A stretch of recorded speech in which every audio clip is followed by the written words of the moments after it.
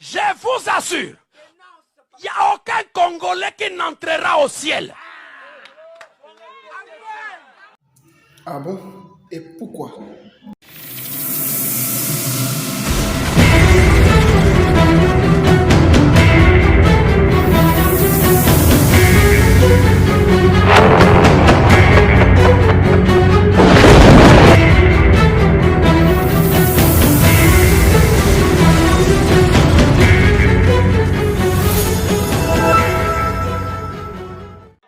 Je vous assure, il n'y a aucun Congolais qui n'entrera au ciel. Je vais le répéter. Quelqu'un va se fâcher, mais je m'en fous, je suis moi-même Congolais. Aucun Congolais, que tu sois de Brazza, que tu sois de Kinshasa, tu n'entreras pas.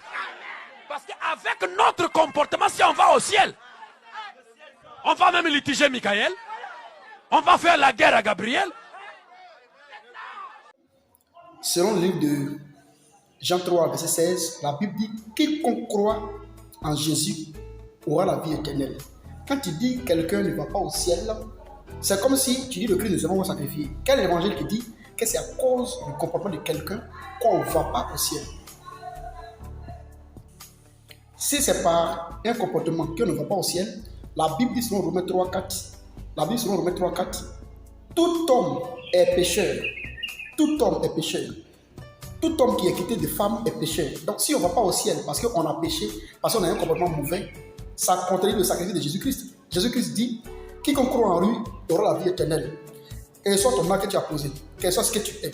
Si tu crois seulement au sacrifice de Jésus après le Christ, tu vas au ciel. Tu dis, les Congolais vont pas au ciel parce qu'ils ont un comportement mauvais. Mais ça contredit Jésus. Un pasteur ne peut pas dire des paroles comme ça. Ce n'est pas le droit d'un pasteur de dire non, quelqu'un a fait ceci, il ne va pas au ciel.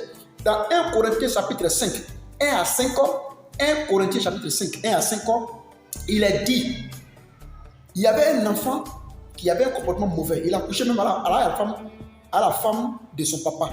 Mais Paul a dit que ce monsieur-là, son âme soit sauvée.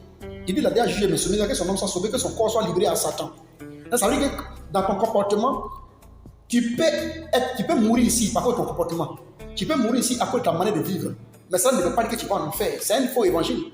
D'ailleurs, sur Romains chapitre 3, avec les versets 19 à 20, il a dit « Nul ne sera justifié devant Dieu par les œuvres de la loi ». Donc, on ne reçoit pas le salut par notre propre effort. Si on reçoit le salut par notre effort, par notre manière de marcher bien, c'est que Christ est mort en vain.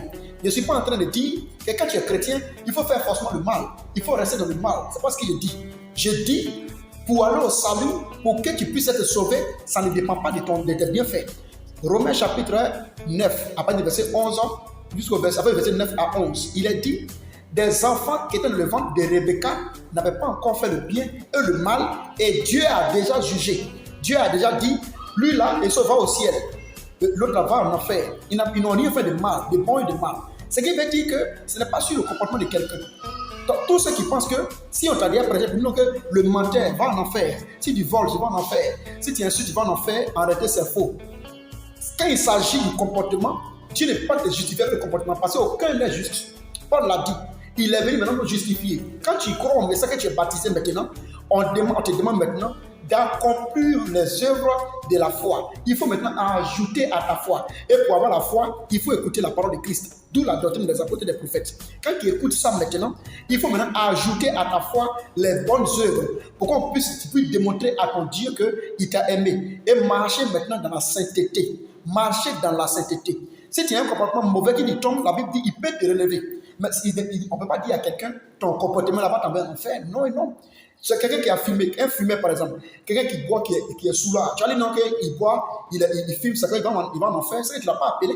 C'est que le Christ n'a pas besoin de lui. Pourtant lui-même dit quiconque croit en lui, tu es menteur, il faut venir. Tu es fumeur, il faut venir. Quel que soit ton ethnie, il faut venir. Quel que soit ton pays, il faut venir. On ne va pas au ciel à cause de pays, ni à cause de nationalité, ni à cause de son comportement. Parce que Christ a tout pris à la croix pour nous. Alors qu'est-ce qu'on va faire désormais?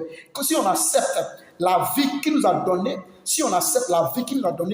alors lui, il nous justifie. Et désormais, quand on marche vers lui et qu'on tombe, il peut nous relever.